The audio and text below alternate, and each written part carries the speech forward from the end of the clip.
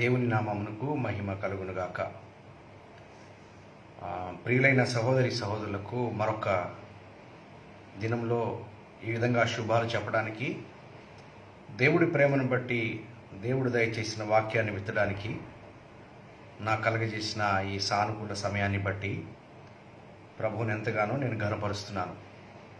తెలుసు కదా, మనము ఒక దినమును గడిపి దేవుని సన్నిధిలో రావడం అంటే అది మామూలు విషయం కాదు. మరి ముఖ్యంగా ఎస్పెషల్లీ అంత్య దినాల్లో ఎన్నో ప్రమాదాలు, ఇరుకులు, ఇబ్బందులు, అడ్డంకులు జరుగుతున్న సమయంలో 24 గంటలు గడిచి దేవుని సన్నిధికి రావడం ఇది చాలా గొప్ప సంగతి. గత 24 గంటలు నన్ను కాచి కాపాడి దేవుడు నడిపించిన దేవునికి మహిమ చెల్లిస్తూ ఉన్నాను. ఈరోజు అపోస్తుల కార్యములు 4వ అధ్యాయాన్ని నేను వివరించాలి ఇష్టపడతా ఉన్నాను.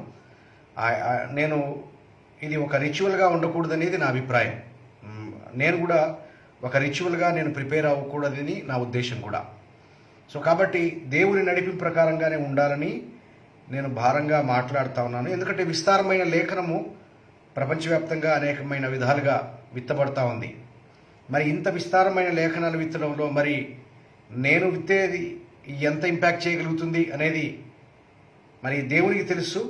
వింటున్న మీరు, మీ సాక్ష్యము, మీ హృదయాల్లో వచ్చిన సాక్ష్యమే దానికి ఆధారం అవుతుంది. ఏదేమైనప్పటికీ గత 3 దినాలుగా అపోస్తుల కార్యములు 1, 2, 3 అధ్యాయాలు ధ్యానించాం. ఈరోజు 4వ అధ్యాయాన్ని ధ్యానించబోతున్నాం. Praise the lord. 4వ అధ్యాయం 1వ వచనం నుంచి, వారు ప్రజలతో మాట్లాడుతూ ఉండగా దేవాలయపు అధికారులు సద్దూకయ్యులను వారు ప్రజలకు బోధించుటయు యేసును బట్టి మృతులలో నుండి పునరుద్ధానము కలుగునని ప్రకటించుటయు చూచి కలవరిపడి వారి మీదికి వచ్చి వారిని బలత్కారముగా పట్టుకొని సాయంకాలమైనందున మరునాటి వరకు కావలిలో ఉంచిరి. వాక్యము వినిన వారిలో అనేకులు నమ్మిరి. వారిలో పురుషుల సంఖ్య ఇంచుమించు 5,000 ఆయను. What a wonderful word of God once again కదండి.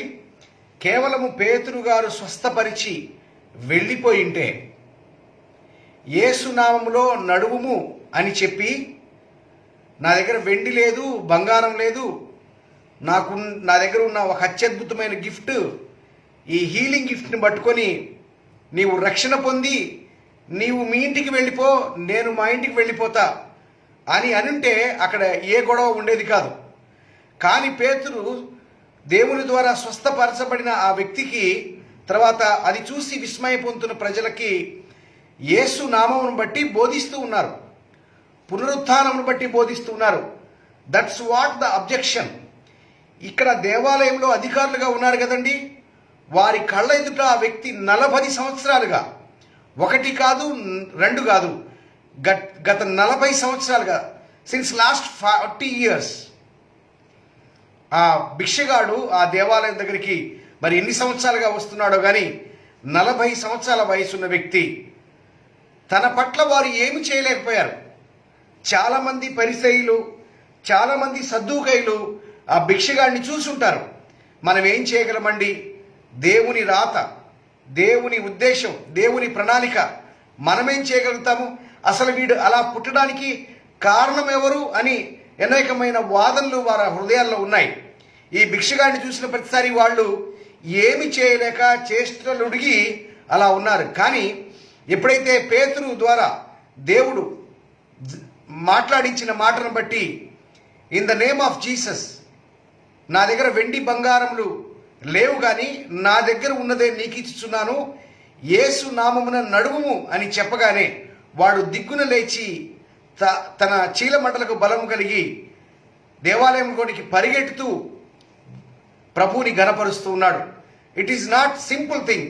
ఇది చాలా విస్మయం కలిగించిన కార్యక్రమం కాబట్టి అక్కడ జరిగిన ఆ పూర్ణ స్వస్థత కార్యక్రమాన్ని బట్టి ప్రజలందరూ అటెన్షన్ అయిపోయినారు.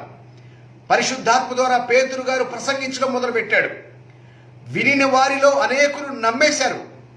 ఆ రోజు నమ్మిన వారి సంఖ్య ఇంచుమించు 5,000 మంది పైగా పేతురు గారు చెప్పిన ప్రసంగాన్ని విన్నారు. ఈ ప్రసంగం ఎప్పుడు కూడా ఈ పరిసయ్యులు, సద్దూకయ్యులు చెప్పుండరు. ఎందుకంటే యేసుక్రీస్తు ప్రభువారు ఒక వడ్రవాని కుమారుడంతే, మరియ కుమారుడు, యోసేపు కుమారుడు అని చెప్పుంటారు, కానీ యేసు ప్రభువు దేవుని కుమారుడు అని ఎప్పుడూ పరిసయ్యులు, సద్దుకయ్యులు యేసుక్రీస్తు ప్రభువారు శరీరధారిగా ఉన్నప్పుడు కానీ, మరణించి తిరిగి లేచిన తర్వాత కానీ, పునరుద్ధరణ అయిన తర్వాత కానీ ఏ రోజు వారు మనోనేత్రాలు వెలిగింపకపోగా వారు ఏ రోజు కూడా ఈ సంగతిని వారు లక్ష్య పెట్టలేదు. ఏ నామాన్నైతే వారు లక్ష్య పెట్టలేదో అదే నామంలో యేసుక్రీస్తు ప్రభు వారి శిష్యులైన ఈ అపోస్తలు అంత గొప్ప కార్యం చేయగా వారు చేసిన ప్రసంగాన్ని బట్టి, యేసుక్రీస్తు ప్రభు వారి పునరుద్ధానపు సంగతిని బట్టి ఆ రోజు వినిన వారు అనేకులు నమ్మిరి. ఇంచుమించు 5,000 మంది పురుషులయ్యిరి. ఇప్పుడు పేతురు స్వస్థపరుస్తాడు అని నమ్మలేదు, కానీ పేతురు ప్రకటించిన ప్రసంగాన్ని నమ్మారు ప్రియులారా. అక్కడ జరిగిన కార్యక్రమాన్ని బట్టి కాదు, కానీ అక్కడ జరిగిన ఆ స్వస్థత ఒక కారణమైంది తప్ప వారు వినినది, వారు నమ్మినది ఇంచుమించు 5,000 నమ్మిన సంగతి ఏంటో తెలుసా?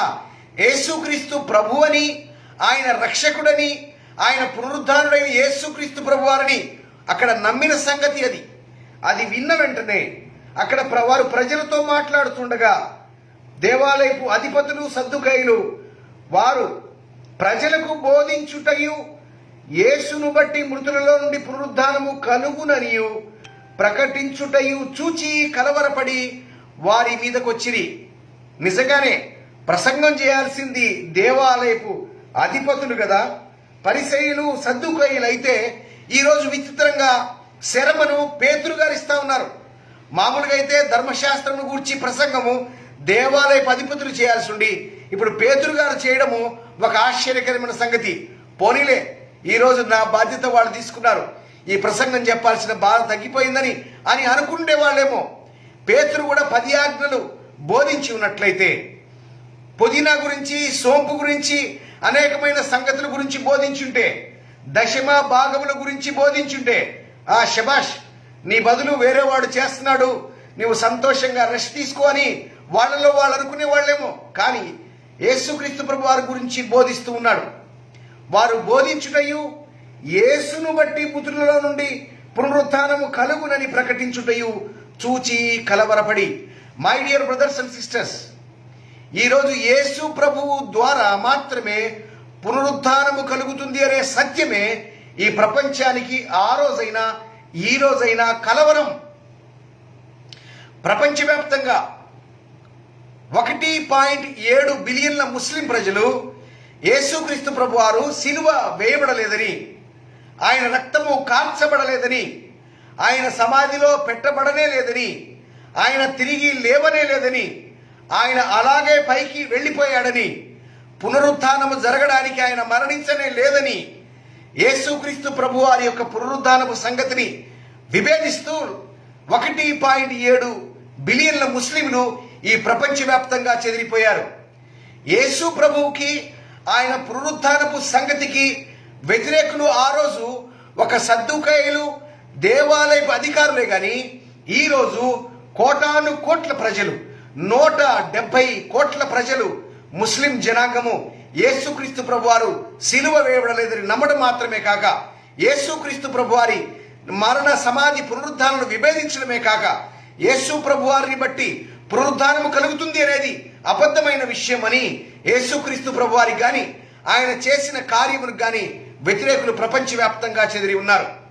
My dear brothers and sisters, అంత మాత్రమే కాదు, యేసు ప్రభువును గురించి స్వస్థపరుస్తాడంటే ఎవరికి కష్టమండి? ఒకవేళ హాస్పిటల్ పీపుల్ వాళ్ళు బాధపడతారేమో, అయ్యో యేసు ప్రభువుని నమ్మి అందరూ స్వస్థపరచబడుతున్నారు, మనకు అవుట్ పేషెంట్లో డబ్బులు రావేమో, మనకు ల్యాబొరేటరీ టెస్టులకి డబ్బులు పడవేమో, మన దగ్గర బిజినెస్ పడిపోతుందేమో, మనం కట్టిన హాస్పిటల్ ఎక్కువ రన్ అవ్వదేమో అని హాస్పిటల్ వాళ్ళు ఒకవేళ బాధపడచ్చు. కానీ ఈ సద్దుకయ్యులకు కూడా సంతోషమే, వాళ్ళు చేయలేని పనిని వేరొకరు చేస్తా ఉన్నారు. పాపం వీళ్ళ దగ్గర కూడా వచ్చి ఉంటారు, ఖచ్చితంగా ప్రేయర్ రిక్వెస్ట్ ఇచ్చుంటారు. అయ్యగారు మా గురించి ప్రార్థించండి, మేము అనారోగ్యంతో ఉన్నాము, మేము బాధపడుతున్నామంటే ప్రార్థిస్తే దేవుడు మిమ్మల్ని దీవించునుగాక అని చెప్పి పంపించేస్తుంటారు.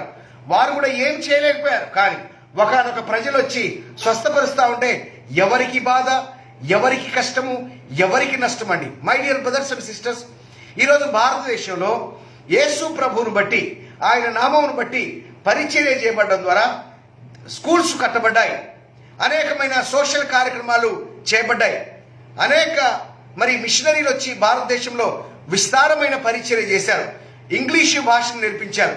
మీకు విషయం తెలుసా, 60-70 సంవత్సరాల వయసు ఉన్నవాళ్ళు, ఈరోజు బ్రతికి ఉన్నవాళ్ళు, ఒకవేళ 100 సంవత్సరాల లోపల, 60-70 నుంచి 100 సంవత్సరాల లోపల బ్రతికి ఉన్న సీనియర్ సిటిజన్స్ని మీరు అడగండి, అయ్యగారు మీరు ఇంగ్లీష్ మాట్లాడుతున్నారు కదా,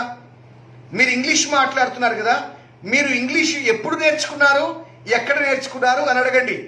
వాళ్ళు ఖచ్చితంగా చెప్తారు, మేము క్రైస్తవ మిషనరీ స్కూల్స్లో నేర్చుకున్నామని చెప్తారు. అదేంటండి, మీకు క్రైస్తవ మిషనరీలో తప్ప, మిషనరీ స్కూల్స్లో తప్ప మీకు ఇంగ్లీష్ బోధించే స్థలం వేరేది లేదా అంటే, లేదండి, ఇంగ్లీషు భాష యేసుక్రీస్తు ప్రభువారిని బట్టి, ప్రేమను బట్టి ఆ దినముల్లో పరిచర్య చేయడానికి వచ్చిన ప్రజల మీద భారం కలిగి వారికి చదువు చెప్పించాలి, వారిని బలపరచాలి, వాళ్ళని సోషల్గా డెవలప్ చేయాలి, వారిని వృద్ధిలోనికి తీసుకురావాలి, వారిని ప్రపంచంతో సమానంగా పోటీ పడేవారిగా చేయాలి అని వారికి కలిగినది ఏదైతే ఉందో, ఆ రోజు వారి దగ్గర వెండి బంగారము లేకపోయినప్పటికీ వారి దగ్గర కలిగిన నైపుణ్యాన్ని బట్టి భారతదేశంలో అనేక మంది చదువుకోవడానికి ఆ రోజు అవకాశం ఇచ్చారు. వాళ్ళు ఏమంటారంటే, మీరు ఇంగ్లీష్ నేర్పించండి, మాకు నో ప్రాబ్లం, మీరు స్కూల్స్ కట్టించండి, మాకు చాలా సంతోషం, మాకు మిషనరీ హాస్పిటల్స్ పెట్టండి, చాలా సంతోషం, మాకు ఏదైనా ఇవ్వండి, మాకు చాలా సంతోషం, కానీ మీరు యేసును బట్టి బోధించొద్దు. మీకు అర్థమవుతుందన్నమాట. ఎవరికైనా అబ్జెక్షన్ ఏంటంటే, యేసు నామమును బట్టి బోధించొద్దు, మీరు సోషల్ వర్క్ చేయండి, మీరు లక్షలాది కోట్లాది రూపాయలు మాకు ఫ్రీగా విరాళం ఇవ్వండి, ఎందుకంటే మేము అప్పులు చేస్తున్నాం, మాకు ఈ అప్పుల బాధ తగ్గిపోతుంది, మాకు ఈ అప్పు చేయాల్సిన బాధ్యత తగ్గిపోతుంది, మేము వరల్డ్ బ్యాంక్ దగ్గర, ఏ జపాన్ దగ్గర, ఏ ఏషియా డెవలప్మెంట్ బ్యాంక్ దగ్గరకో వెళ్ళి మేము చేతులు చాచి, నాయనా మేము నేషనల్ హైవే కట్టుకోవాలి, మేము బ్రిడ్జీలు కట్టుకోవాలి, మేము మెట్రో రైల్ ప్రాజెక్ట్స్ చేయాలి, మీరు డబ్బులు ఇవ్వండి అని మేము అప్పు తీసుకొని మరి వడ్డీ కట్టాల్సిన పరిస్థితి.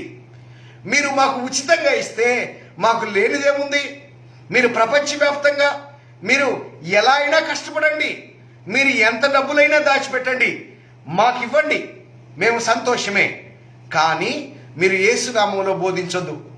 ఈరోజు భారతదేశంలో చాలామంది క్రైస్తవ మిషనరీలు రాకపోవడానికి కానీ, భారతదేశంలో ప్రపంచవ్యాప్తంగా ఈ దేశం పట్ల భారం కలిగి ఈ ప్రజలకు పరిచర్య చేయాలి, ఈ ప్రజలకు సహాయం చేయాలని మనసు కలిగిన వారు డబ్బు పంపిస్తామన్నా కూడా వారు వద్దు అని ఎందుకంటారంటే, డబ్బు చేదని కాదు, వారు పంపిస్తున్న ఆర్థిక సహాయం వద్దని కాదు, వారు పంపిస్తున్న వారి ద్వారా వస్తున్న యేసునామం వద్దు, వారి ద్వారా జరుగుతున్న పరిచర్యలో యేసును బట్టి పునరుద్ధానం కలుగుతుంది అనే సంగతి చెప్పవద్దు అని ప్రభుత్వాలు కావచ్చు,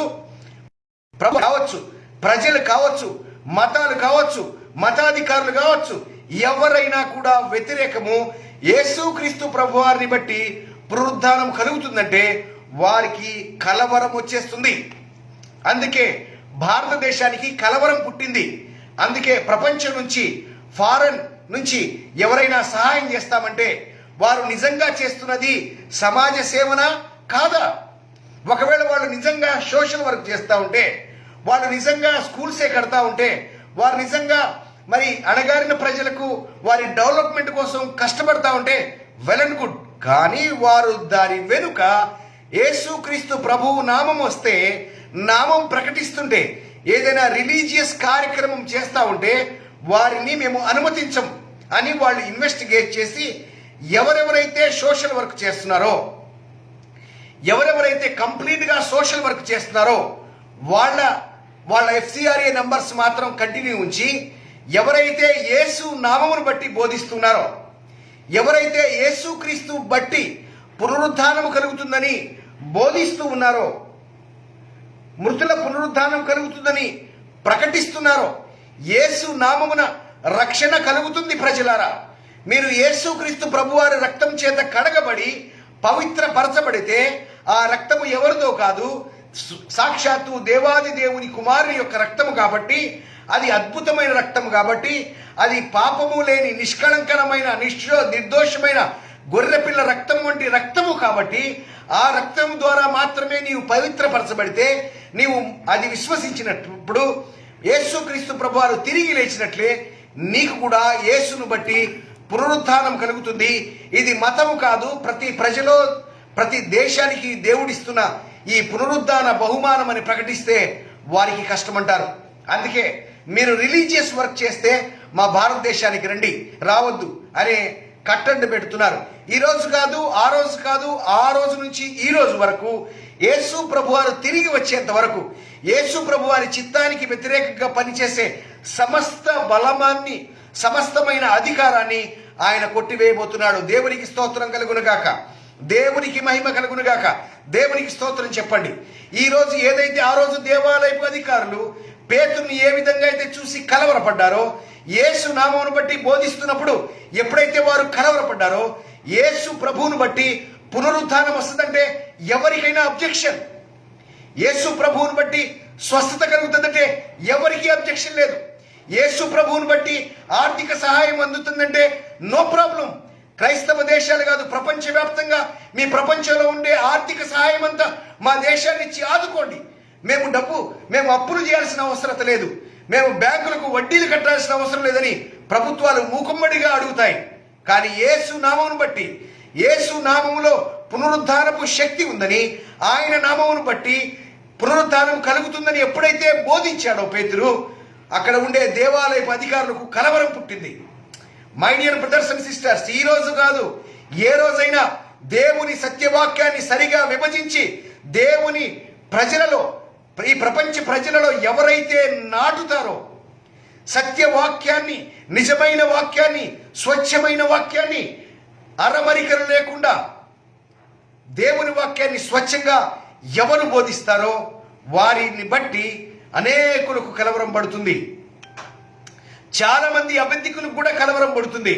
అయ్యో ఇతను వాక్యం చెప్పేస్తున్నాడే, అయ్యో ఇతను సత్యవాక్యాన్ని ప్రకటిస్తున్నాడే, ఈ వాక్యం వింటే ఇతను వాక్యం ప్రకటిస్తున్న విధానాన్ని బట్టి ప్రజలలో విశ్వాసం వచ్చేస్తుందేమో అని అటుపక్క సాతానుడు కానీ, మరోపక్క ఈ ప్రపంచ అధికారులు కానీ అందరికీ కలవరం పుడుతుంది.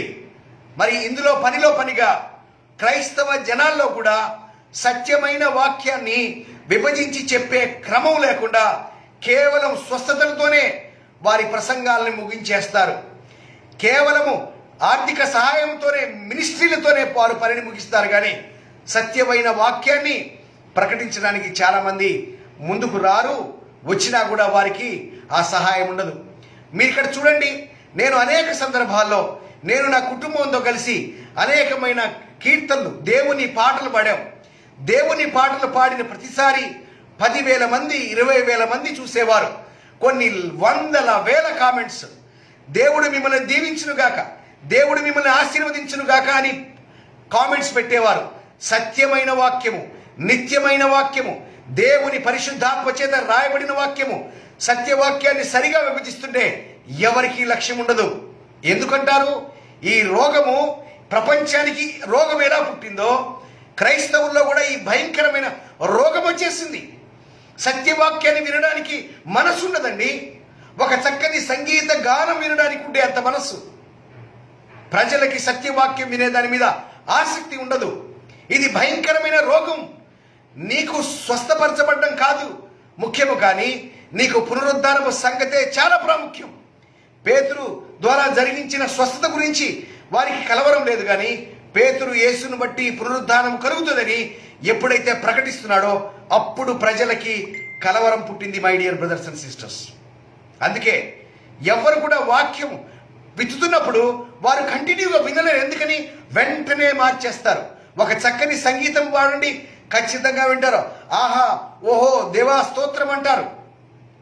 ఏదైనా మినిస్ట్రీస్ నుంచి స్పెషల్గా వచ్చిన సాంగ్స్ అయితే వినింది 10 సార్లు వింటారు, 1,00,000 సార్లు వింటారు, దేవుణ్ణి స్తుతిస్తారు. కానీ దేవుని వాక్యం ప్రకటింపబడుతున్నప్పుడు, ఇది పరిశుద్ధాత్మ దేవుని ద్వారా వాక్యం ప్రకటింపబడుతున్నప్పుడు ప్రజలు హర్షించరు, ప్రజలు దేవునికి స్తోత్రం అనరు, ప్రజలు గాడ్ బ్లెస్ యు అనరు, ప్రజలు దేవుని దీవించబడ్డాను అనరు.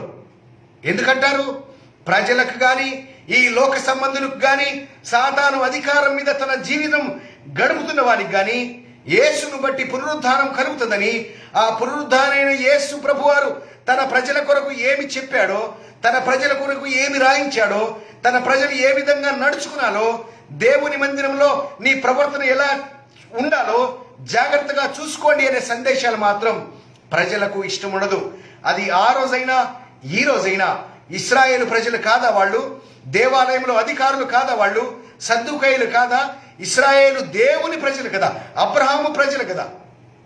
వారి కూడా స్వస్థపరిచేసి సైలెంట్గా వెళ్ళిపోతే వాళ్ళకి అబ్జెక్షన్ లేదు. కానీ ఎప్పుడైతే యేసును బట్టి పునరుత్థానం కలుగుతుందో అప్పుడు వారికి కలవరం కలవరాన్ని పుట్టగానే వారిని బలత్కారంగా పట్టుకొని సాయంకాలం అయినందున వారిని కావలిలో ఉంచిరి. సాయంకాలం అయిపోయింది. మనకు తెలుసు కదా, ఎవరైనా అరెస్ట్ చేయాలంటే ఖచ్చితంగా సాయంత్రం అరెస్ట్ చేస్తారు, లేకపోతే శుక్రవారం సాయంత్రం అరెస్ట్ చేస్తారు. మర్నాడు శనివారం ఆదివారం కదా, కోర్టు ముందు ప్రవేశపెట్టాల్సిన అవసరం లేదు. ఆ 2 రోజులు వారిని ఇంట్రాగేట్ చేయొచ్చు, చాలా తెలివిగా అరెస్ట్ చేస్తారు. అలాగే వీరు కూడా సాయంత్రం అయిపోయిన తర్వాత వారిని అరెస్ట్ చేశారు. మర్నాడు కావల్లో ఉంచారు. ఇక వెంటనే ఇన్వెస్టిగేట్ చేయడానికి వీల్లేదు. మర్నాడే ఇన్వెస్టిగేట్ ఆరంభమైంది. మరునాడు 5వ వచనం, అపోస్తల కార్యములు 4వ అధ్యాయం 5వ వచనం. మర్నాడు వారి అధికారులు, పెద్దలు, శాస్త్రీయులు యెరూషలేములో కూడుకున్నారు. ప్రధాన యాజకుడైన కైపయు, అలెగ్జంద్రును, ప్రధాన యాజకుడి బంధువులందరూ కూడి ఉన్నారు. పేతురు, యోహాను వారి మధ్య నిలబెట్టి, మీరు ఏ బలము చేత, ఏ నామము చేత దీనిని చేసి తిరని అడుగుగా, వారికి చేయడం సమస్య కాదు. వారు అడుగుతున్నది చాలా స్పష్టంగా ఉంది. మీరెందుకు స్వస్థపరిచారు అని అడగట్లేదు. మీరెందుకు 40 సంవత్సరాలుగా అచేతనంగా పడి ఉన్న ఆ భిక్షగాడు, నలిగిపోతున్న ఆ భిక్షగాడిని మీరెందుకు స్వస్థపరిచారు అనట్లేదు. కానీ వారు వెంటనే అడుగుతున్న మాట ఏంటంటే, మీరు ఏ బలము చేత, ఏ నామమును బట్టి దీనిని చేసి తిరని అడిగా. They are very clear. మీరు ఎట్లా చేసినారయ్యా, మీరు ఎందుకు చేసినారని లేదు, మీరు చేసిన విధానం ఏంటని అడిగినప్పుడు, పేతురు పరిశుద్ధాత్మతో నిండబడిన వాడే, పేతురు పరిశుద్ధాత్మతో నిండిన వాడే ఇట్లను, ప్రజల అధికారులారా, పెద్దలారా, ఈ దుర్బలునికి చేయబడిన ఉపకారమును బట్టి వాడు దేని వల్ల స్వస్థత పొందినని మీరు మమ్మల్ని విమర్శిస్తున్నారు కదా. మీరందరూ, ఇశ్రాయేలు ప్రజలందరూ తెలుసుకోవలసిందేమనగా, మీరు సిలువ వేసినట్టు, మృతులలో నుండి దేవుడు లేపినట్టు, నజరేయుడైన యేసుక్రీస్తు నామముననే వీడు స్వస్థ పొంది మీ ఎదుట నిలుచుచున్నాడు. ఇల్లు కట్టువారైన మీరు తృణీకరించిన రాయి ఆయనే, ఆ రాయి మూలకు తలరాయి ఆయను. మరి ఎవని వలన రక్షణ కలగదు, ఈ నామమునే మనము రక్షణ పొందవలడు గాని ఆకాశము కింద మనుషుల్లో ఇవ్వబడిన ఏ నామమున రక్షణ పొందలేమని అనెను. Wow, they are very clear. It's very clear, single statement. వాళ్ళు అడిగింది ఏ నామమును బట్టి అంటే వాళ్ళు ఏమనాలి, యేసు నామమును బట్టి అని సైలెంట్గా చెప్పాలి. ఏ బలమును బట్టి అంటే పరిశుద్ధాత్మ బలమునని ఒక సింగిల్ స్టేట్మెంట్ ఇవ్వచ్చు కదా. కానీ పరిశుద్ధాత్మ దేవుడు ఒక్క సింగిల్ స్టేట్మెంట్తో వదలడు. భారం అండి పరిశుద్ధాత్మ దేవునికి భారం, సత్యము ప్రకటించాలని భారము.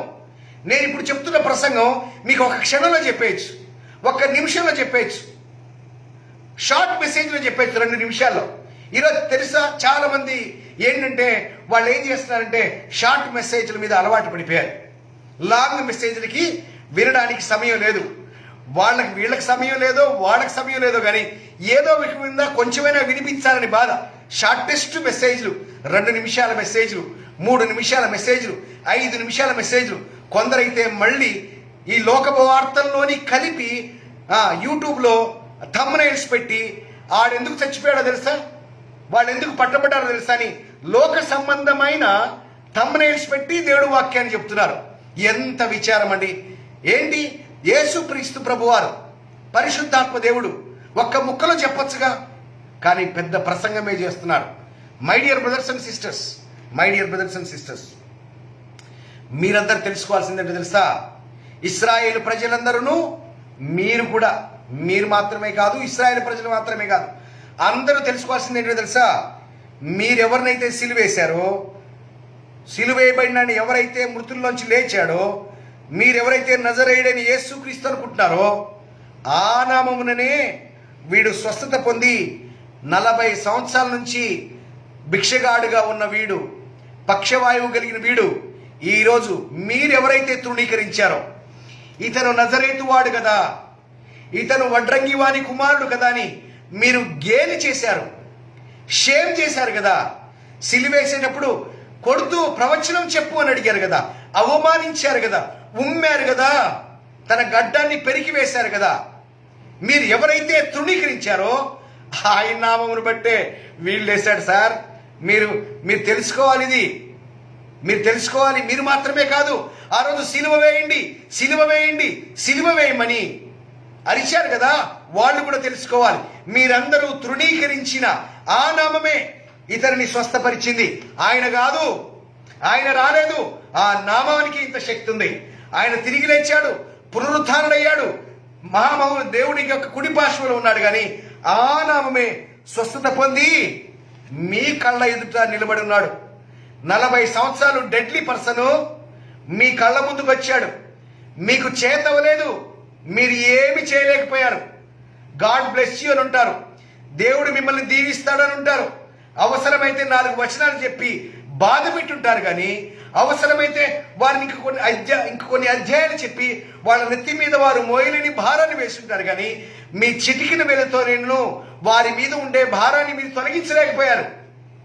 కానీ ఈ 40 సంవత్సరాలుగా ఈ భయంకరమైన దుస్థితిలో ఉన్న ఈ సహోదరుడికి స్వస్థత కలగజేసింది మేం కాదు, ఆ నామమే ఆయన్ని స్వస్థపరిచింది.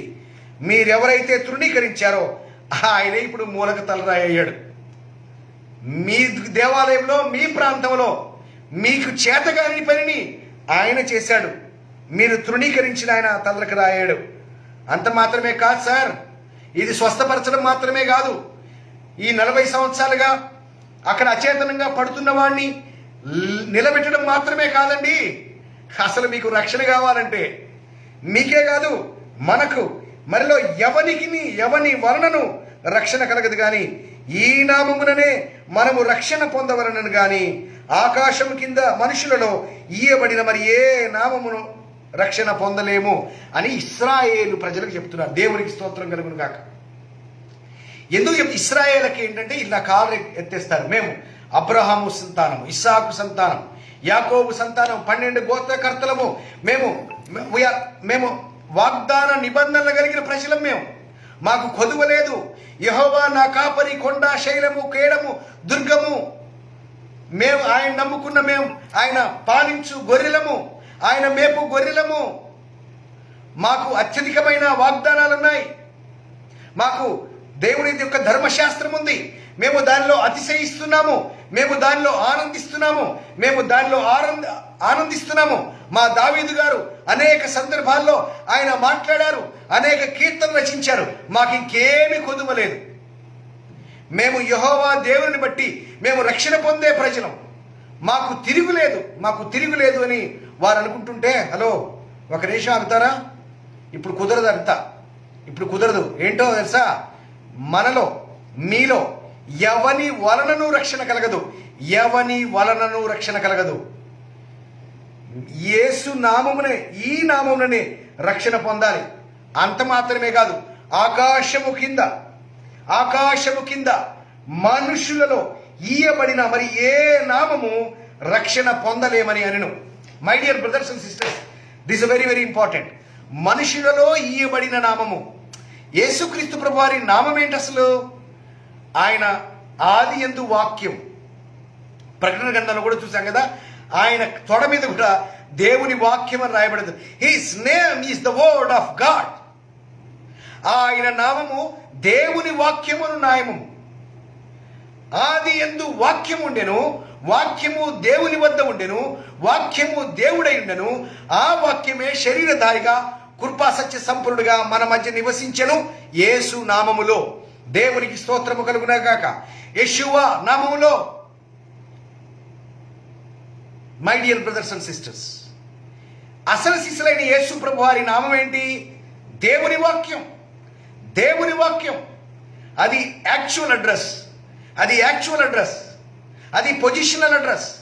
అది ఆది నుంచి ఈ రోజుకైనా, ఈ క్షణంలో అయినా in the name of Jesus మనం ప్రార్థన చేస్తున్నామంటే ఆ నామము ద్వారా రక్షణ పొందాలి. కాబట్టి అది భూమి మీద మనుషులలో, శరీరధారులలో ఇవ్వబడిన నామం. భూమి మీద కోటాను కోట్ల ప్రజలు వస్తున్నారు, కొన్ని వందల వేల కోట్ల ప్రజలు వస్తున్నారు. వారందరికీ నామాలు ఉన్నాయి. కానీ మనుషులలో ఈయబడిన, ఆకాశం క్రింద మనుషులలో ఈయబడిన మరి ఏ నామము రక్షణ పొందలేం. ఈ నామమునే రక్షణ కలుగుతుందంటే వాళ్ళకి చాలా ఈగో వచ్చేసింది. అదేంటండి, మేము ధర్మశాస్త్రానికి అధిపతులం, మేము దేవాలయానికి అధిపతులం, మేము ధర్మశాస్త్రమును మేము కంఠో పాఠముగా మేము వింటూ బోధిస్తూ మా యాంగిల్లో మేము ఆచరిస్తున్న ప్రజలం, అసలు మాకు తప్ప పరలోకం ఇంకెవరికి అనుకుంటుంటే వారి ఈగో హట్ అయిపోయింది. ఎవరికి రక్షణ కలగదు, ఈ నామమునే రక్షణ కలగాలి. అంటే మీరు ఎవరైతే వద్దన్నారో ఆయనే దిక్కు, మీరు ఎవరైతే సిలివేశారో ఇప్పుడు ఆయనే దిక్కు. సచ్చినట్టు మీరు ఆయన నామంలో రక్షణ పొందాలంటే వారికి చాలా బాధ కలిగింది. అయితే చూడండి, వారు పేతురు యోహాను ధైర్యంగా చూచినప్పుడు వారు విద్య లేని పామరులను గ్రహించి ఆశ్చర్యపడి వారు యేసుతో కూడా ఉండిన వారిని గుర్తెరిగి స్వస్థత పొందిన ఈ మనుషుడు వారితో కూడా నిలిచినట్టు చూచి ఏమీ ఎదురు చెప్పలేకపోయిరి. ఏమి ఎదురు చెప్పలేకపోయినారు. My dear brothers and sisters, నా విశ్వాసాన్ని ఎవడూ కదిలించలేడు. దేవునికి స్తోత్రం కలుగును గాక. నా విశ్వాసాన్ని ఎవరూ కదిలించలేరు. ఎందుకని? సాక్ష్యం ఉంది, బలమైన సాక్ష్యం ఉంది. అదేవిధంగా ప్రపంచంలో చాలా మంది ప్రభు కొరకు నిలబడిన వారిని ఎవరు కదిలించలేరు. ఎందుకని? వారి దగ్గర సాక్ష్యం ఉంది, దేవుడు చేసిన కార్యం ఉంది, దేవుడు నడిపించిన విధానం ఉంది. యేసు రక్షకుడని కేవలము వాక్యంలో చదవడం మాత్రమే కాక పరిశుద్ధాత్మ వల్ల ఒక్కొక్కరి జీవితంలో జరుగుతున్న కార్యక్రమాలు, ఆయన నడిపిస్తున్న విధానము, ఆయన ప్రార్థనలకు జవాబిస్తున్న విధానము, ఆయన నడిపింపు, ఆయన ప్రేమ, ఆయన కుమ్మరింపు, ఆయన జాలి, ఆయన కరుణ, ఆయన ఆప్యాయత ప్రతి ఒక్కటిని అనుభవిస్తున్న వారు ఎప్పటికీ వారి విశ్వాసాన్ని కదల్చలేరండి. చూడండి, అందుకే ఆ 40 ఏళ్లుగా పడిపోయి ఉన్న ఆ వ్యక్తి అక్కడ సాక్షిగా ఉన్నాడు. వారి ధైర్యాన్ని చూసి వీరు విద్య లేని పామరులను గ్రహించి, wow, what a wonderful things. పేతురు యోహాను మాట్లాడుతుంటే వారి మాటలను బట్టి విద్య లేని పామరులని గ్రహించి. ఒకసారి ఆలోచిస్తారా? ఇంటర్నేషనల్ స్పీకర్ అంటే ఎక్కడ లేని విలువ. ఇంటర్నేషనల్ స్పీకర్ అంటే ఎక్కడ లేని విలువ. ప్రసంగంలో 4 ఇంగ్లీష్ మాటలుంటే ఎక్కడ లేని విలువ. సూటు బూటేసుకొని వాక్యం చెప్తే ఎక్కడ లేని విలువ. సాధారణమైన ఒక మాదిరి కలిగిన దైవ సేవకుడిగా వాక్యం ఎత్తితే ఎవ్వరూ విలువనివ్వరు, ఎవ్వరూ లక్ష్య పెట్టరు. అలాగే అక్కడుండే దేవాలయ అధికారులు వీరు విద్య లేని పామరులను గ్రహించింది. వారి వేషము, వారి భాష విద్యావంతులుగా లేదేమో కానీ వారు మాట్లాడిన మాట, వారు ప్రకటించిన ఆ క్రమము, ఆ ధైర్యము చూసి ఆశ్చర్యపడి వారు యేసుతో కూడా ఉన్నవారని వారు గుర్తెరిగారు. దేవునికి స్తోత్రం కలుగును గాక. యేసుతో ఉండేవారు మాట్లాడితే వారి యొక్క వేషము, వారి యొక్క భాష పనిచేయదు. ఆ ధైర్యమే దేవునికి స్తోత్రం కలుగును గాక. ఆ ధైర్యాన్ని బట్టే వీరు యేసుతో ఉన్నారు కానీ గుర్తుపడతారు. చాలామంది వారిని వారు ప్రొక్లైమ్ చేసుకోవడానికి చాలా ప్రయత్నాలు చేస్తారు. వాటి వల్ల ప్రయోజనం కలగదు. My dear brothers and sisters, వాటి వల్ల ప్రయోజనం కలగదు. ఇంటర్నేషనల్ స్పీకర్ అంటే ఏంటి అసలు? యాక్చువల్గా what does it mean by international experience? ఆలోచించారా? ఇంటర్నేషనల్ అంటే ఏంటి? ఇంటర్నేషనల్ అంటే ఏంటి? ఇంటర్నేషనల్ క్రికెట్ మ్యాచ్ అంటే ఏంటి? రంజీ మ్యాచ్ని ఎవరు ఇంటర్నేషనల్ క్రికెట్ మ్యాచ్ అనరు. వేరొక దేశము వాడితో ఆడితేనే అది ఇంటర్నేషనల్ మ్యాచ్గా పరిగణింపబడుతుంది. అందుకే ఇంటర్నేషనల్ వన్డే సిరీస్ కానీ, ఇంటర్నేషనల్ 2020 క్రికెట్ మ్యాచ్లు కానీ, ఇంటర్నేషనల్ ఫుట్బాల్స్ కానీ, ఇంటర్నేషనల్ కబడ్డీ గేమ్స్ కానీ ఎందుకు ఇంటర్నేషనల్ అనే పదం వాడారంటే వారి జాతి ప్రజలతో కాక వేరొక జాతి ప్రజలతో ఆడేదాన్ని ఇంటర్నేషనల్ మ్యాచ్ అంటారు. ఇంటర్నేషనల్ నేషన్ అనేదాన్ని దేశముతో ఈ ప్రపంచం లెక్కగట్టింది. ఇంటర్నేషనల్ అంటే భారతదేశం అంతా ఒక జాతి అనుకున్నారు. మేము భారత జాతి, మేము పాకిస్తాన్ జాతీయులతో మేము ఆడితే వారిని ఇంటర్నేషనల్ అని అంటారు. అందుకే ఇంటర్నేషనల్ మ్యాచ్కి రెమ్యునరేషన్ ఎక్కువ, కాంపిటీషన్ ఎక్కువ. ఇప్పుడు ఆలోచించండి, ఇప్పుడు లోకము నేషనల్ అంటే దేశం అనుకుంటే క్రైస్తవ సమాజం ఏమనుకోవాలి? ఇంటర్నేషనల్ అంటే ఈ ఒక్క పాయింట్ని క్యాచ్ చేయండి. ఇంటర్నేషనల్ అంటే ఈ లోకం ఏమనుకుంటుందో అదనుకోవాలా? నేషన్ అంటే ఏంటండి? యేసుక్రీస్తు ప్రభువారు సమస్త జనములను శిష్యులుగా చేయండి అంటే సమస్త దేశాలని అర్థం కాదు. ప్రపంచంలో ఎన్ని జాతులు ఉన్నాయో, ప్రపంచంలో ఎన్ని గోత్రాలు ఉన్నాయో, వారి జాతి కాని వారికి వాక్యం చెబితే అతను ఇంటర్నేషనల్ ఇవాంజలిస్ట్. దేవునికి స్తోత్రము కలుగును గాక. ఇంటర్నేషనల్ ఇవాంజలిస్ట్ అంటే ఉదాహరణకు చెప్పనా, మీరు వైజాగ్ వాళ్ళు కదా, వైజాగ్లో ఒక విశ్వాసి ఉన్నాడు. అతను ఒక కులమో లేదా ఒక కట్టడకు సంబంధించిన ఒక వ్యక్తిగా ఉన్నాడు. ఆ వ్యక్తి వెళ్ళి ఆ ఏజెన్సీ ప్రాంతంలో ఆ కోయ ప్రజలకో కొండరెడ్లి ప్రజలకో వాక్యం చెప్పాడు అనుకోండి, ఆయన ఏమంటారు తెలుసా? International evangelist. He is the true international evangelist అండి. తెలుగువాడే ఉండొచ్చు, కానీ తెలుగువాడు తెలుగు ప్రజలలో ఉండే వేరొక జాతి వాడికి సువార్త చెప్పాడు కాబట్టి he is the true international speaker. He is the true international evangelist. కానీ ఈ లోకం ఏం చెప్తుంది తెలుసా? ఆయన లోకల్ అండి, ఆయన వల్ల కాదు. వేరొక దేశంలో వెళ్ళి, అమెరికాకో వెళ్ళి, యూరోప్కో వెళ్ళి, అక్కడికి వెళ్ళి వాక్యం చెప్పొస్తే వాళ్ళని మనం పిలుద్దాం. లోకల్లో ఇంటర్నేషనల్ కుదరదు. ఈ లోకము నేషన్ అంటే దేశం అనుకున్నప్పుడు మనం కూడా దేశం అనుకుంటే మనం లోకాన్ని వెంబడించేవారమా, దేవుని వాక్యాన్ని వెంబడించేవారమా? The most magnificent international speaker ఎవరో తెలుసా? తన జాతి కాని వారి జాతులకు వాక్యము చెప్పేవాడు, దేవుని సువార్తను ప్రకటించేవాడు. He is the true international evangelist and he is the true international speaker. కానీ ఏం చేస్తారో తెలుసా? మళ్ళీ మనోళ్ళు ఇక్కడ నుంచి బయలుదేరి దుబాయ్ వెళ్ళి మళ్ళీ అక్కడ తెలుగు ప్రజలకే వాక్యం చెప్తారు. ఆయన్ని ఇంటర్నేషనల్ స్పీకర్ అంటారు. ఎప్పుడు తెలుసా ఇంటర్నేషనల్ స్పీకర్ ఎలా అవుతాడో? ఇండియా నుంచి వెళ్ళి దుబాయ్ షేకులకు వాక్యం చెప్పడానికి వెళితే then we call him as a international speaker. Dubai నుంచి, ఇండియా నుంచి టర్కీ వెళ్ళి టర్కీ జాతి ప్రజలకి సువార్త చెప్తే he is the true international evangelist and speaker. ఇక్కడ నుంచి ఆఫ్ఘనిస్తాన్కి వెళ్ళి ఆఫ్ఘనిస్తాన్లో ఉండే ఆ 70 జాతుల తెగలకి సువార్త చెప్పేవాడు. He is the true international speaker. అలా జరగదు.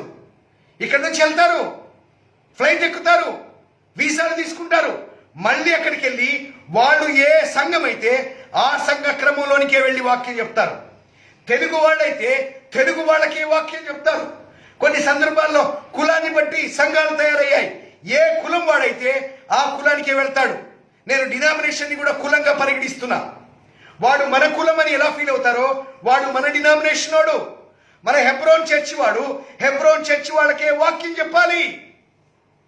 పెంతుకోస్తు సంఘం వాడు పెంతుకోస్తు కులానికే వాక్యం చెప్పాలి. పెంతుకోస్తు జాతి వాడు పెంతుకోస్తు జాతికే వాక్యం చెప్పడానికి ఆస్ట్రేలియా వెళ్ళినా, న్యూజిలాండ్ వెళ్ళినా he is local speaker. He is not a international speaker. He is not an international speaker. True international speaker he is nothing but he speaks to the other nation people. వేరొక జాతి ప్రజలకి సువార్త చెప్పేవాడిని international evangelist speaker అంటారు. My dear brothers and sisters, ఆలోచించండి. మనము దేవుడి వాక్యాన్ని వెంబడించాలా? లోకం అనుకుంటున్న నేషన్ మనం వెంబడించాలా? దేవుడు ఈ విషయంలో మీకు మారు మనసు కలిగించాలని దేవుణ్ణి ప్రార్థిస్తున్నా. మారు మనసు అంటే ఇంతకుముందు మీ మనసు దుబాయ్ వెళ్ళో, అమెరికా వెళ్ళో, యూరోప్ వెళ్ళో తెలుగు ప్రజలకు వాక్యం చెప్పే వాళ్ళని మీరు ఇంటర్నేషనల్ అనుకుంటారు. వైజాగ్ నుంచి పక్కన ఉండే కోయ జాతులకి, కొండరెడ్లకి, ఆ తెగలకి సువార్త చెప్పే వాళ్ళని లోకల్ అని అసలు లెక్క కూడా చేయరు. ఇక నుంచి వేరొక జాతి ప్రజలకు సువార్త చెప్పేవాళ్ళు కానీ, వేరొక జాతి ప్రజల కొరకు ప్రయాసపడే వాళ్ళని కానీ you speak as international speaker అని వారిని గౌరవించండి. వారి మీద ఉన్న కోటును బట్టో వారు మాట్లాడుతున్న ఇంగ్లీష్ను బట్టో కాదు మీరు గౌరవించాల్సింది.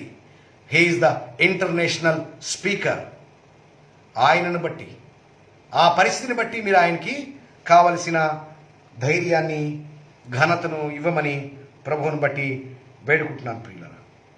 అందుకే ఇక్కడ ఆ దేవాలయపు అధికారులు వారు విద్య లేని పామరులను గ్రహించి వారు మాట్లాడుతున్న ధైర్యపు సందేశాన్ని బట్టి వారు ఎంతగానో ఆశ్చర్యపడి సభ వెలుపటికి పొండని ఆజ్ఞాపించి తమలో తాము ఆలోచన చేశారు. ఈ మనుషుల్ని మనం ఏం చేస్తాం? వారి చేత పరిశుద్ధమైన సూచక్రియ జరగబడిందని యెరూషలేములో కాపురమున వారందరికీ స్పష్టమే. అది జరగలేదని చెప్పజాలము. అయినను ఇది ప్రజల్లో ప్రబలకుండా ఇక మీదట ఈ నామం బట్టి ఏ మనుషులతో అయినా మాట్లాడకూడదని వారిని బదలపెట్టమని చెప్పుకొని అప్పుడు వారిని పిలిపించి యేసు నామమున బట్టి ఎంత మాత్రము మాట్లాడకూడదని బోధించి ఆజ్ఞాపించిరి. మీటింగ్ పెట్టారు. ఇప్పుడు మీటింగ్ పెట్టేశారు. అమ్మా ఏం జరుగుతుంది? ఈ విద్యలేని పామరులు ప్రసంగం చేసేసారు. మనకు షేమ్ అయిపోయింది. అసలు మనకే బతుకు లేదని చెప్తున్నారు, మనకే రక్షణ లేదంటున్నారు. అసలు మనం తృణీకరించిన యేసునామం బట్టే రక్షణ అంటున్నారు. మనకు ప్రసంగం చేశారు బాబోయ్. అయితే ఈ ప్రజలు ధైర్యం చూస్తే ఈ విద్యలేని పామరులు ఎంత స్పష్టంగా మాట్లాడారు అని వెంటనే మీటింగ్ కాల్ఫర్ చేశారు. మీటింగ్లో మాట్లాడారు. అన్న ఏం జరిగిందో చూసినావా? 40 సంవత్సరాలు మన కళ్ళ ముందు పడ్డోడు, 40 సంవత్సరాలు మన కళ్ళ ముందు అచేతనంగా ఉన్నవాడు ఈరోజు స్వస్థత పొంది మన మధ్య ఉన్నాడు. అది జరగలేదని మనం చెప్పజాలం కదా, అది జరిగింది కదా. 40 సంవత్సరాల వాడు దిక్కులు లేచి నిలబడి ఉన్న విషయం తెలిసింది, ప్రజలందరూ చూశారు.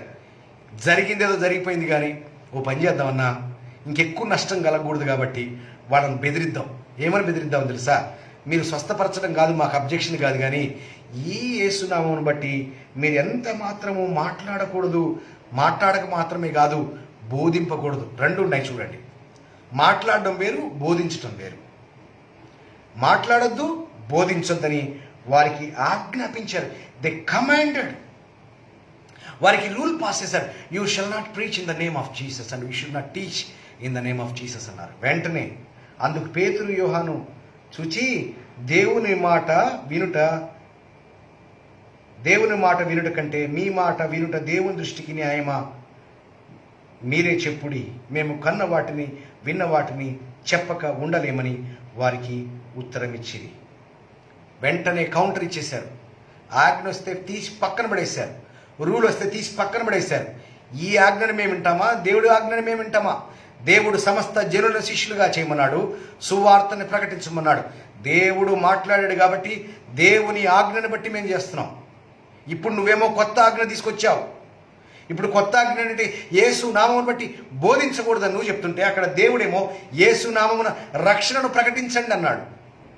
ఇప్పుడు యేసు నామం బట్టి ప్రకటించమనేది దేవుని మాట అయితే, యేసు నామమును బట్టి బోధించొద్దు అనేది ఈ లోకపు మాట అయితే, ఏ మాట వినడమో దేవుని దృష్టికి న్యాయమని వెంటనే మేము కన్న వాటిని విన్న వాటిని చెప్పక ఉండలేమని వెంటనే ఉత్తరం ఇచ్చినట. ఈరోజు కూడా ప్రపంచం యేసునామం బట్టి బోధించదండి, చంపండి సార్, మమ్మల్ని చంపేసేయండి, అయినా మేము మా దేవుడు చెప్పిన ఆజ్ఞ కాబట్టి మేము చెప్తాం. చాలామంది నేకగా ఏం చెప్తారు తెలుసా? నైవ్గా ఏం చెప్తారు సార్? మాకు రాజ్యాంగం హక్కు ఇచ్చింది అంటే రాజ్యాంగం మార్చిస్తే మీరు సువార్త చెప్పరా? అఫ్ కోర్స్ నేను కూడా ఆ రాజ్యాంగాన్ని బట్టి మేలు పొందాను, నేను కూడా రిజర్వేషన్ అనుభవించాను, నేను కూడా గవర్నమెంట్ ఉద్యోగం 10 సంవత్సరాలు చేశాను, తర్వాత దాన్ని పక్కన పెట్టేశాను, అది వేరే విషయం. ఐఎమ్ నాట్ అగెనిస్ట్ ఈ దేశానికి ఇచ్చిన రాజ్యాంగానికి నేను వ్యతిరేకమేం కాదు, ఆ మహానుభావుడికి వ్యతిరేకమే కాదు. ఆయన స్టోరీ విన్నప్పుడు నా గుండె కూడా ఎంతగానో కదిలిపోయింది. యేసు ప్రభు కనిపించాడు ఆయనలో నాకు. దేవునికి స్తోత్రం, దట్స్ వండర్ఫుల్. ఇప్పుడు నేను ఈ పరిచర్య చేస్తుంది అంబేద్కర్ గారు ఇచ్చిన అవకాశాన్ని బట్టి పరిచర్య చేస్తున్నానా? మరి యెరూషలేములో రాజ్యాంగం వచ్చేసింది, యేసు నామమును బట్టి బోధించొద్దని. అది రాజ్యాంగం కాదా? రాజ్యాంగం అంటే ఏంటి? రాజ్యాంగం అంటే ఏంటి? ఆ రాజ్యము నడవడానికి కావలసిన అది ఒక అంగం అండి, అది ఒక అవయవము. రాజ్యము నడవడానికి కావలసిన అది ఒక ఇన్ఫర్మేషన్, అదొక కట్టడ. ఇప్పుడు యెరూషలేమును నడిపించే అధికారులు, దేవాలయపు అధికారులు, ప్రధాన యాజకులు, కైప, మిగతా బంధువులందరూ వచ్చి కూర్చున్నారు. మీటింగ్ పెట్టారు, కాల్ఫర్ చేశారు, రూల్ పాస్ చేశారు. ఓ సూచక్రియ జరిగింది, ఇక మనం ఏం చేయలేం, కానీ యేసునామం బట్టి బోధించొద్దని ఆజ్ఞాపించారు. అది రాజ్యాంగం కాదా? అది ఇస్రాయేల్ రాజ్యాంగం కాదా? భారత రాజ్యాంగాన్ని ఎవరు అప్రూవ్ చేశారు? 1950 జనవరి 26వ తారీఖున ఎవరు అప్రూవ్ చేశారు? భారత ప్రభుత్వం కాదా? భారత ప్రభుత్వంలోని అధికారులు కాదా? భారత ప్రభుత్వంలోని అధికారులు భారత రాజ్యాంగాన్ని పాస్ చేసి ఇది ప్రజలకు కట్టడా అని చెప్పారు. అలాగే ఇస్రాయేల్లో అధికారులు 2000 సంవత్సరాల కింద ఒక రాజ్యాంగమే రాసేసారు. ఒక క్షణంలో, ఒక గంటలో యేసునామం బట్టి బోధించొద్దు, అసలు మాట్లాడొద్దన్నారు. రాజ్యాంగం ఏం చెప్పింది? మాట్లాడొద్దని చెప్తే మేము కన్న వాటిని, విన్న వాటిని మేము అసలు ఎందుకు తెలుసా మన వల్ల ఉద్యోగం రావట్లేదు? మనము న్యాక్గా పరిచయం చేయాలనుకుంటాం. స్వామి కార్యం, స్వకార్యం రెండూ చేసుకోవాలనుకుంటాం. చాలా తెలివైన వాళ్ళు అనుకుంటాం.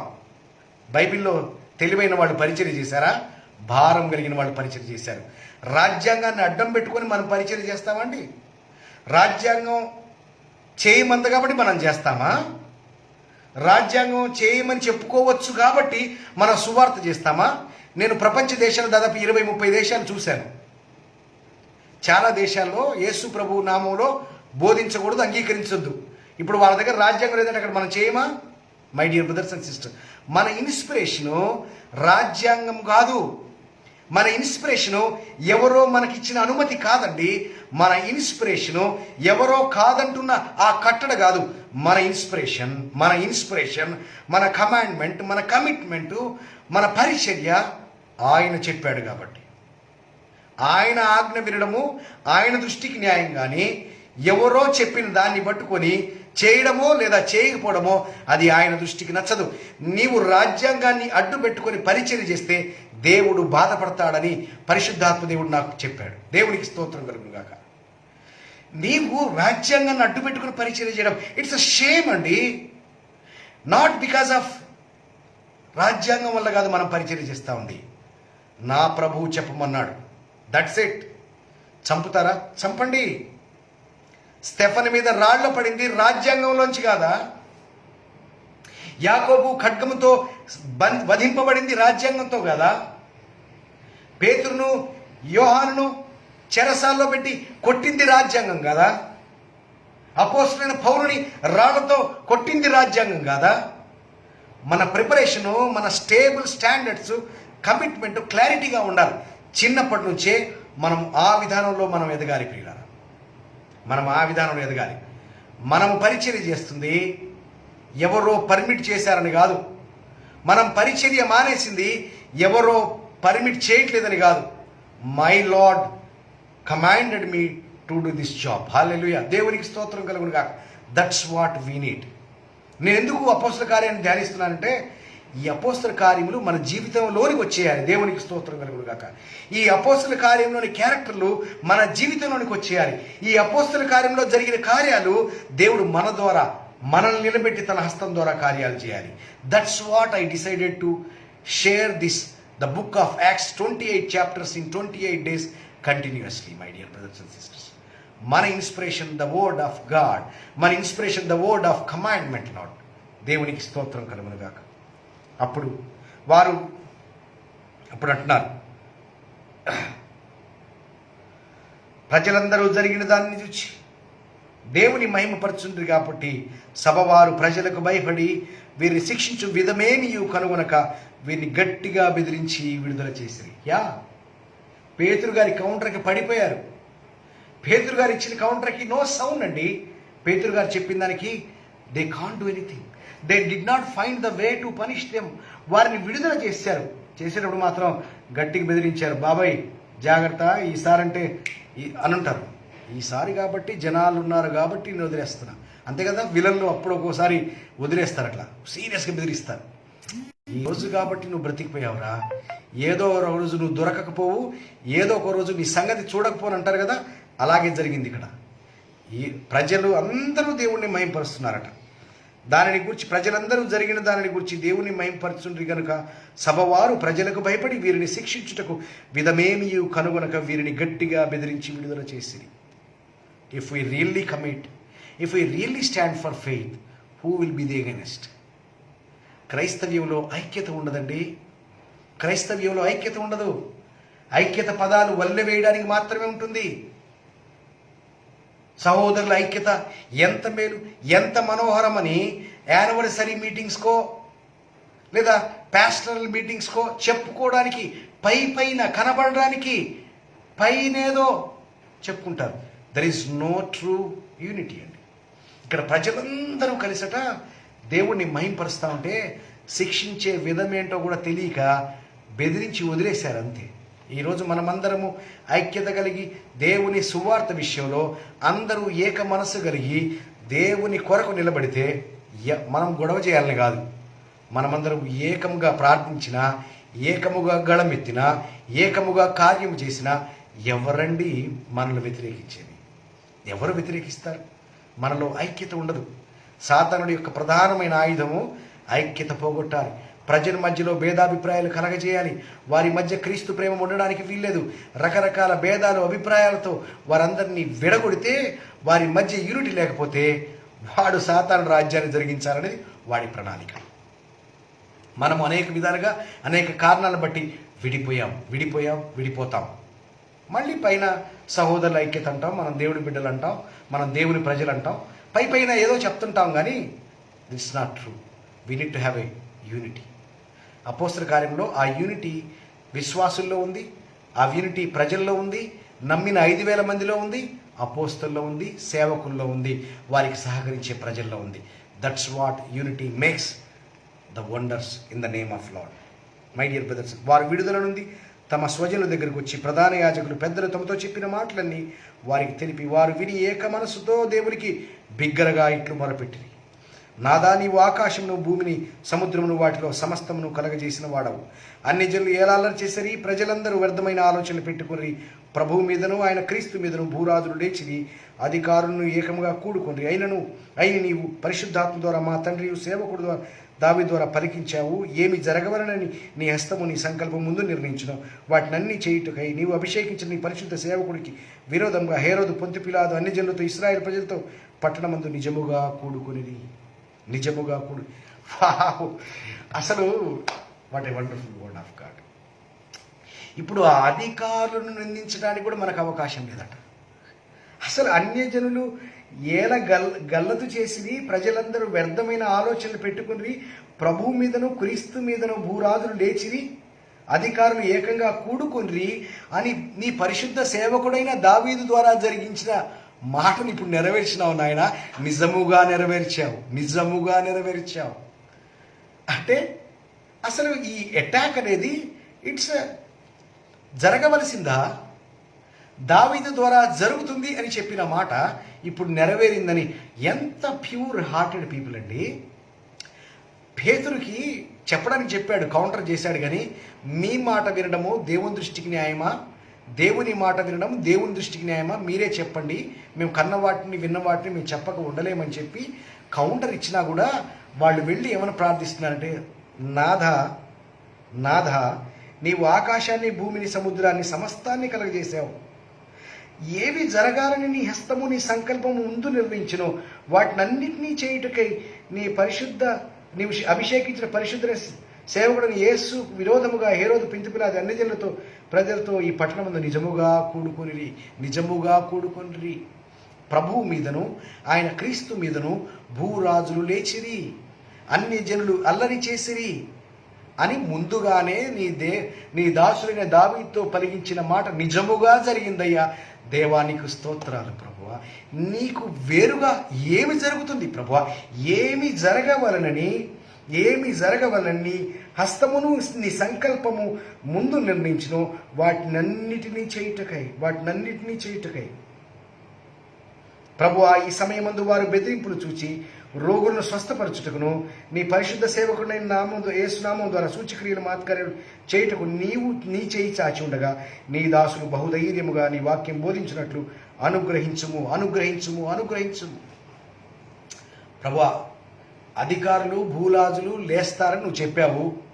అది ఇప్పుడు జరిగింది. ఆ రోజు కూడా యేసు ప్రభువుకు వ్యతిరేకంగా జరిగింది, నిజంగా జరిగింది. నీవు ఏం జరగాలని హస్తం ముందుగా నిర్ణయించిందో సంకల్పించిందో అది జరుగుతుంది. అయితే ఇప్పుడు వాళ్ళు మమ్మల్ని బెదిరిస్తున్నారు కదా, వారు బెదిరించుట మాని నీ హస్తము సిద్ధమై ఉంది. మా హస్తాలు కాదు, మా నోర్లు కాదు. ఏమన్నారు చూడండి, ఈ వచనాన్ని దయచేసి చూడండి. నీ చేయి చాచి ఉండగా సూచక క్రియలు మహత్కార్యములు యేసు నామము ద్వారా సూచక్రియలు మహత్కార్యములు చేయుటకు నీ చేయి చాచి ఉండగా నీ దాసులు బహుధైర్యంగా నీ వాక్యమును బోధించినట్లు అనుగ్రహింపుము. ఇక్కడ అన్నాడా నన్ను స్వస్థపరచడానికి పంపించని, నా ద్వారా స్వస్థపరచమని ప్రార్థించారా వాళ్ళు? నాయన ప్రభువా, నీ చేయే నీవే చాచావు. యేసునామంలో స్వస్థపరచడానికి, యేసునామంలో సూచక్రియ చేయడానికి, యేసునామంలో మహత్కార్యం చేయడానికి నీ చేయి చాచావు. ఇది మా చేయి కాదు, మా సంకల్పం కాదు, మా ఉద్దేశం కాదు, మా శక్తి కాదు, మా బలం కాదు. అలాని మొత్తం మాది కాదు అనట్లేదు, మాది ఉంది. మాదేంటో తెలుసా? బహుధైర్యముగా నీ వాక్యం బోధించడం మా పని. What a wonderful word of God it is. నా పనేడు తెలుసా? బహుధైర్యముగా నీ వాక్యాన్ని బోధించాలి. నా పని వాక్యాన్ని బోధించడం. ప్రభువా నాథ, నీ పని నీ చేయి చాచి నీ హస్తము ద్వారా యేసునామమున సూచక్రియలు అద్భుతాలు మహత్కార్యాలు చేయడము నీ చేయి పని. నీ పని నువ్వు చేస్తావు, మా పని మేం చేస్తాం. ఈరోజు ఏమంటారు తెలుసా? దేవుని వాక్యాన్ని బోధించరు కానీ మేము స్వస్థపరుస్తామంటారు. ఎక్కడి నుంచి వచ్చిందండి ఆ ధైర్యం? అంటే అందరినీ స్వస్థపరుస్తున్నామా మనం ఎవరికి ప్రార్థన చేస్తే వారు విడుదల పొందేసుకుంటున్నారా? లేదండి. మన పని దేవుని వాక్యము ఎలా బోధించాలి? బహుధైర్యంగా బోధించాలి. చాలామంది సంఘాల్లో వాక్యం బోధించాలంటే భయపడతారట. ఇలా కాదు, కొన్ని డినామినేషన్స్లో కొన్ని కాంగ్రిగేషన్స్లో వాళ్ళకి ఇవ్వబడిన వాక్యమే చెప్పాలి. ఎక్కువ చెప్తే ఊస్టింగ్ ఆర్డర్స్ వచ్చేస్తాయి. అసలు లోకంలో ఒక స్ట్రిక్ట్ ఆఫీసరు పని చేస్తే వానికి ట్రాన్స్ఫర్ ఆర్డర్ వస్తుంది. ఎవరి ద్వారా? ఒక మినిస్టర్ ద్వారానో, ఒక ఎమ్మెల్యే ద్వారానో. ఆ ఇసుక మాఫియా చెప్పిన పని చేయకపోతే, లేదా వాళ్ళకి ఇవ్వాలన్న కాంట్రాక్ట్ ఇవ్వకపోతే వారిని ట్రాన్స్ఫర్ చేయడం అరుదు. వింటుంటాం. కానీ సంఘాల్లో కూడా వాక్యం బాగా చెప్తే ట్రాన్స్ఫర్ చేస్తారు. బైబిల్ ఏం చెప్తుంది? బహుధైర్యంగా వాక్యం చెప్పాలా? బహుధైర్యంగా వాక్యం చెప్పేలాగా అనుగ్రహించమని ప్రార్థిస్తున్నారు. అసలు బహుధైర్యంగా వాక్యంలో ఉన్నట్టుగా బోధించడం అనేది ఒక దైవజనుడి యొక్క, ఒక బోధకుడి యొక్క లక్షణమైతే అటువంటి బోధించే వాళ్ళని నోరు మూపించడానికి ట్రాన్స్ఫర్స్ చేస్తారండి. ఎంత భయంకరమైన దారుణం అండి! ఎంత భయంకరమైన దారుణం! ఒకసారి ఆలోచించండి my dear brothers and sisters. 1 hour దాటిపోతా ఉంది. మేబీ నేను అపోస్తలుడైన పౌలుగా గంటలుగా నేను మీకు వాక్యం చెప్తానేమో. My dear brothers and sisters, మనం బోధించాల్సింది బహుధైర్యంగా వాక్యం బోధించాలి. దేవుడు చేయి చాచి తన చిత్తానుసారమైన సూచక్రియలు మహత్కార్యాలు అద్భుత కార్యాలు స్వస్థ కార్యాలు ఆయన చేయాలి. ఆయన నిర్ణయిస్తాడు ఎవరికి ఎక్కడ ఏ స్వస్థత చేయాలో. యెరూషలేము దేవాలయంలో 40 సంవత్సరాలుగా ఆ భిక్షగాడు, ఆ కుంటివాడు, చీల మండలకి బలము లేని ఆ 40 సంవత్సరాల వ్యక్తి స్వస్థపరచబడ్డాడే కానీ అదే సమయంలో యెరూషలేములో వాళ్ళందరూ స్వస్థపరచబడలేదు. ఆ సన్నివేశంలో ఏ సమయంలో ఎవరికి ఏ అద్భుతము, ఏ సూచక్రియ, ఏ మహత్కార్యము చేయాలి అనేది దేవుని చేయి యొక్క, దేవుని హస్తం యొక్క నిర్ణయం. నేను దేవుని వాక్యాన్ని, సత్యవాక్యాన్ని సరిగా విభజించి దేవుని ప్రజలకు బోధించుట అది దైవజనుడి యొక్క ప్రార్థన, అది ఆయన లక్ష్యం. స్వస్థపరచడం నా లక్ష్యం కాదు, మహత్కార్యం చేయడము నా చిత్తము కాదు, నా ఇష్టం ఉన్నప్పుడు చేయడం కాదు. ఇది ఆయన చిత్తము, అది ఆయన చిత్తానుసారంగా జరగాలి. దేవుడు లేఖనం చెప్తా ఉంది, అన్ని చోట్ల ఏకీభవిస్తూ ఉంది. మనము ఏకీపించం కానీ, సంఘాలు ఏకీపించరు కానీ, దేవుని ప్రజలు ఏకీపించరు కానీ దేవుడి వాక్యం ప్రతి అధ్యాయములో ఏకీపిస్తుంది. దేవుని వాక్యం ప్రతి గ్రంథంలో ఏకీపిస్తుంది. దేవుని వాక్యం ప్రతి దైవజనుడి ద్వారా రాసిన వాక్యము ఏకీపిస్తుంది. మై డియర్ బ్రదర్స్, ఇలా ఏకీపించి హల్లెలూయా వారందరూ ప్రార్థన చేయుచుండగా కూడి ఉన్న చోటు కంపించెను. అప్పుడు వారందరూ పరిశుద్ధాత్మతో నిండిన వారై దేవుని వాక్యమును ధైర్యముగా బోధించిరి. పరిశుద్ధాత్మతో నిండుకుంటే దేవుని వాక్యము ధైర్యముగా బోధించిరి. పరిశుద్ధాత్మతో నిండుకుంటే దేవుని వాక్యము ధైర్యముగా బోధించిరి. ఈరోజు మీరు ఎవరికి అప్రూవల్ ఇస్తారు? పరిశుద్ధాత్మతో నింపబడ్డాడని ఏం మాట్లాడుతున్నో అర్థం కాని వాళ్ళు పరిశుద్ధాత్మతో నింపబడ్డారు అని మీరు అప్రూవల్ ఇస్తారు. బైబిల్ ఏం చెప్పింది? వారందరూ పరిశుద్ధాత్మతో నిండుకొనిన వారై దేవుని వాక్యమును బహుధైర్యముగా బోధించిరి. నీ హృదయంలో తాత్పర్యము పరిశుద్ధాత్మ దేవుని యొక్క పరిపూర్ణ నింపుదల యొక్క తాత్పర్యము వాక్యము ఏకీభించేలాగా లేదా? You or something in danger. అపోస్తల కార్యములు అదే వాక్యం చదువుతున్నాను. మళ్ళా ఎందుకని ఇన్నిసార్లు చెప్పాలి? ఎన్నిసార్లు చెప్పాలంటే దయ్యం వదలాలంటే తప్పదు కదా సార్. దయ్యం వదలాలంటే తప్పదు. దయ్యం వదలాలంటే తప్పదు. అందుకే మళ్ళా అపోస్తల కార్యములు 4వ అధ్యాయం 31వ వచనం, వారు ప్రార్థన చేయుచుండగానే వారి కూడి ఉన్న చోటు కంపించెను. అప్పుడు వారందరూ పరిశుద్ధాత్మతో నిండిన వారై దేవుని వాక్యమును ధైర్యముగా బోధించిరి. ఈరోజు మీ డెఫినేషన్ మారాలి. ఈరోజు మీ డెఫినేషన్ ఏంటి తెలుసా? ఎవరైతే దేవుని వాక్యాన్ని బహుధైర్యంగా బోధిస్తారో వారు పరిశుద్ధాత్మతో నింపబడ్డారు అని మీరు అనుకోండి. ఎందుకంటే దేవుడి వాక్యం అలా అనుకుంది కాబట్టి నేను అలా అనుకుంటాను, మీరు కూడా అలా అనుకోండి. దేవుని వాక్యం అనుకున్నట్టుగా మనం అనుకుంటే వచ్చే నష్టం ఏంటి అసలు? Nothing is. మనకు నష్టం లేదు, మనకు లాభము. దేవుని వాక్యము చెప్పింది చెప్పినట్టుగా అనుకుంటే మనకు ఆశీర్వాదం. దేవుని వాక్యం చెప్పని దాన్ని వక్రీకరించి ఏదో యాడ్ చేసి మ్యాజిక్లు చేసి మాయ చేసి ప్రజలను వారి వారి మార్గాల్లో నడవడానికి అనుమతిస్తే అది మనకు శ్రేయస్కరం కాదు. Let us come back to the word of God which is written through the Holy Spirit. దేవుని పరిశుద్ధాత్మ నింపబడిన దైవజనులు రాసిన మాట, దేవుని పరిశుద్ధాత్మతో నింపబడిన వారు బహుధైర్యముగా వాక్యం బోధించిరి అన్నది. ఇప్పుడు మీరు నాకు చెప్పాలి, మై డియర్ బ్రదర్ కృష్ణ, నీవు దేవుని ఆత్మతో నీవు నింపబడ్డావు కాబట్టి, పరిశుద్ధాత్మ దేవుని చేత నీవు నింపబడ్డావు కాబట్టి, నీవు పరిశుద్ధాత్మతో నిండి ఉన్నావు కాబట్టి దేవుని వాక్యమును ధైర్యముగా బోధించుతున్నావు సహోదరుడా అని మీరు నాకు చెప్పాలా? మీకు అర్థమైన బోధ నేను చేసినందుకు మీరు నాకు చెప్పాల్సిన మాట. కానీ ప్రపంచంలో అలా ఉండదు. అర్థం కాకపోతే నీవు పరిశుద్ధాత్మ దేవునితో నిండినావు అంటాడు. ఐఎమ్ సారీ, క్షమించండి, నేను ఎక్కువ మాట్లాడకూడదు. మీకు అర్థమైంది, అర్థమవుతుంది. దేవుడు అర్థం చేయిస్తాడు. అందుకే దేవుడు నన్ను నిలబెట్టాడు. దేవునికే మహిమ కలుగును గాక. చిన్న ప్రార్థన చేసుకుందామా? I finish my term. నా టర్మ్ చేశాను. ఆల్మోస్ట్ 1 hour 2 minutes దాటిపోయింది. దేవునికి మహిమ కలుగును గాక. ఎవరైతే మధ్య నుంచి జాయిన్ అయ్యారో వారు ఫస్ట్ నుంచి కూడా చూడండి.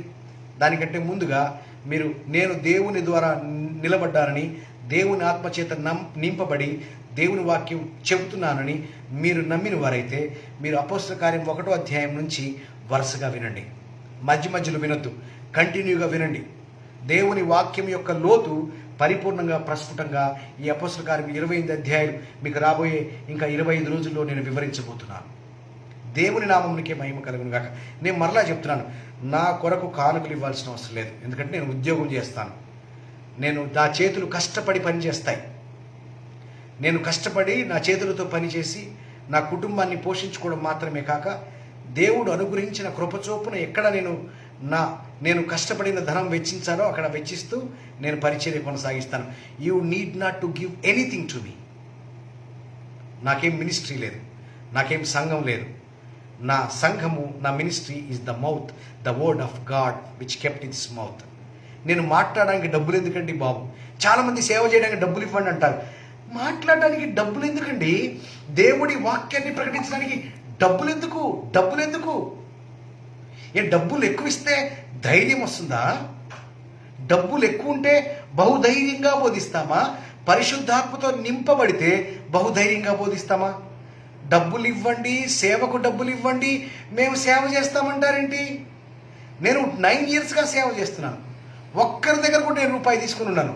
ఎప్పుడైనా మీటింగ్స్కి వెళ్తే ఏదైనా కానుకలు ఇస్తే అది వేరే వాళ్ళకి ఎవరికో అడ్జస్ట్ చేస్తుంటారు. కానీ నేను ఒక్క రూపాయి ఇవ్వకుండా కూడా, ఒక్క రూపాయి కూడా తీసుకోకుండా నేను సేవ చేస్తా ఉన్నాను. డబ్బులు ఇస్తే సేవ చేస్తామంటున్నారు. అది దేవుడు మిమ్మల్ని మరి క్షమించునుగాక. దేవుడు నన్ను క్షమించునుగాక. దేవుడు మన ఇద్దరిలో ఎవరి అభిప్రాయం కరెక్ట్ కాదో వారిని సరిచేయునుగాక.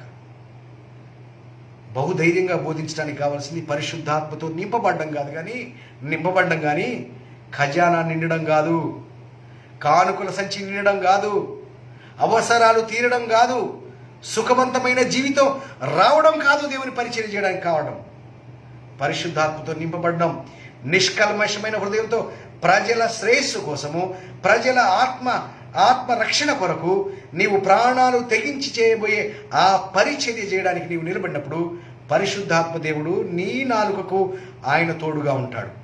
నీవు మాట్లాడుతున్నప్పుడు ఆయన హస్తము చేయి చాచి అక్కడ అద్భుతాలు, సూచక్రియలు, మహత్కార్యాలు చేస్తాడు. నీవు కోరుకున్నావని కాదు, ఆయన చిత్తానుసారంగా. My dear brothers and sisters, ఇక ముగిద్దాం. ఇలా మాట్లాడుతుంటే పౌలు రాత్రంతా మాట్లాడి వాక్యం చెప్పినట్లుగా, యేసుక్రీస్తు ప్రభువారు 3 దినాలు కొండ మీద ప్రసంగం దంచేసినట్టుగా నేను కూడా ఏ 2-3 రోజుల్లో వాక్యం చెప్పేస్తానేమో. ఎందుకంటే ఆయనను పోలి నడుచుకోమన్నాడు కదా. దేవునికి స్తోత్రం. నేను వాక్యానికి వ్యతిరేకంగా లేదు, కానీ రాత్రంతా వాక్యం చెప్పగలను, రాత్రంతా వివరించగలను. మీకు సమయం లేదు కాబట్టి వదిలేస్తా ఉన్నాను. దేవునికి మహిమ కలుగును గాక. దేవునికే మహిమ కలుగును గాక. దేవుడిచ్చిన కృప. హిందూ కమ్యూనిటీలో పుట్టి 30 సంవత్సరాలు యేసుక్రీస్తు ప్రభువారిని విభేదించి, అవమానించి, నిందించి, సంఘాన్ని ఎంతగానో దుర్భాషలాడిన ఈ హైందవ విశ్వాస క్రమంలో పుట్టి పెరిగి పెద్దవాడిని, ప్రయోజకుడినై నేను గత 9 సంవత్సరాలుగా దేవుడి వాక్యం చేత రక్షింపబడి, దేవుని ఆత్మ చేత నింపబడి, దేవుని కొరకు ప్రయాసపడే మనసిచ్చారు. చూశారు, ఇది మంద కాదు, ఆయనది. దేవునికే మహిమ.